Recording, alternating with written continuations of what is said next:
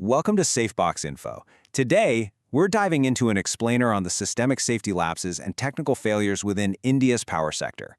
We often look at these massive, modern industrial facilities and think of them as these marvels of tightly controlled engineering, right? Places operating under the absolute strictest safety protocols. But what happens when that control is really just an illusion? Today, we're going to unpack the ground realities behind some of the most devastating industrial accidents in recent history, and we'll be exploring that huge, often fatal gap between corporate safety manuals and the tragic events that actually unfold on the factory floor. 45. Just take a second to process that number. That is the sudden and staggering number of lives lost during the catastrophic November 2017 NTPC Unchahar power plant explosion in Uttar Pradesh. It stands as one of the country's absolute worst industrial accidents in years. And beyond those who tragically lost their lives, over 100 more workers were left with severe burns and injuries. But you have to remember, this number isn't just some grim statistic. It represents a profound cascading failure of systems and decision-making that we really need to understand. Section 1. The Unchahar Power Plant Tragedy.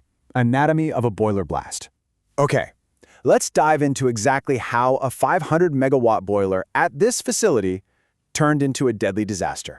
This wasn't just some out-of-the-blue explosion. The technical failure progressed in very specific, fatal steps. First, there was a massive ash buildup in the furnace beneath the boiler. This was caused by something called sintering, which is this highly dangerous process where coal dust actually solidifies into heavy lumps, completely blocking the flow.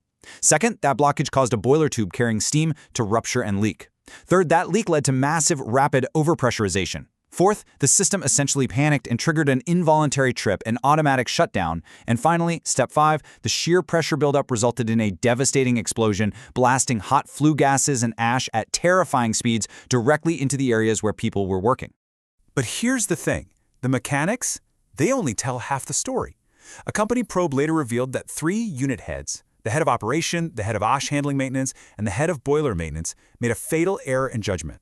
Now, these weren't rookies. These were 3 highly respected engineers, each with 28 years of experience. They knew about the ash buildup, but instead of fully shutting down the plant to safely clear it, they decided to just reduce the load to 300 megawatts. And tragically, those 3 highly experienced engineers lost their own lives in the resulting blast. So the crucial takeaway here is that this tragic miscalculation highlighted a massive operational lapse. The internal NTPC committee report was pretty blunt about it, stating, "The shutdown of the boiler much before the incident would have been prudent." I mean, prudent is putting it mildly, right?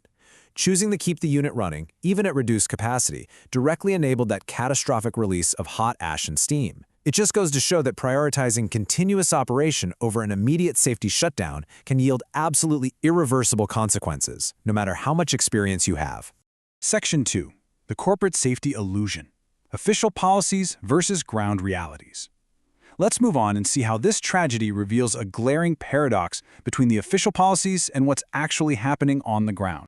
This is where it gets incredibly frustrating. NTPC is India's largest power producer, and officially they proudly tout a zero-accident policy. They have all these impressive international certifications, like ISO 14001, promising world-class operations. Yet the ground reality? Completely shocking. Despite those top-tier certifications, this plant entirely lacked the automated equipment needed to measure ash buildup online. There was no digital alert system for this. Instead, they were relying entirely on dangerous manual physical inspections by workers. It's almost unbelievable, but it was only after this deadly blast that they even began talks to install electronic monitoring systems. Section 3. The human cost, outsourced labor, and vulnerability. Now, let's look at a deeply unsettling pattern regarding who actually bears the brunt of these risks. The data from an RTI reply reveals a really grim reality. Out of the 45 people killed in the explosion, a staggering 42 were contract workers from external firms. Only 3 were direct NTPC staff. Think about that. Those 42 individuals were employed by outside agencies, and many were literally just there painting the boiler when the massive structure ruptured. It brilliantly and tragically illustrates the extreme vulnerability of outsourced labor. These are workers placed in the most hazardous proximity to heavy machinery, but they have absolutely zero authority to hit the brakes or halt operations when things start going wrong. Now, in the aftermath, the government did announce heavy financial compensation for the families, but money doesn't answer the question of accountability, does it? That's why the National Human Rights Commission stepped in to neutrally probe potential negligence. And that external pressure was absolutely vital, especially because NTPC's own internal probe committee actually missed its initial December 2017 deadline to submit a report and still hadn't produced it well into mid-January of the following year. Section 4. A pattern of negligence, the Jharkhand factory blast. To prove this wasn't just an isolated incident, let's look at another tragedy. Fast forward to a more recent boiler blast at the Ma Chinal Mastika Cement and Ispat plant in Jharkhand, which killed 3 engineers.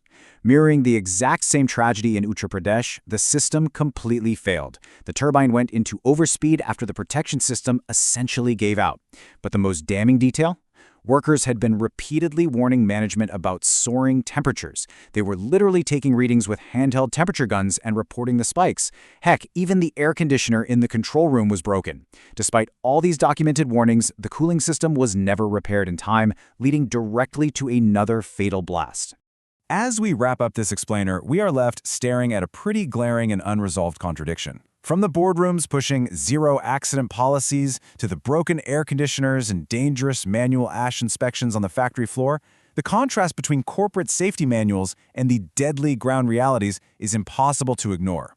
It really forces us to ask, when the warnings are ignored, when the automated systems aren't even installed, and when the safety protocols completely fail, who pays the ultimate price? Thank you for joining us for this explainer, and we hope this leaves you with a deeper understanding of why real, actionable accountability is so absolutely crucial.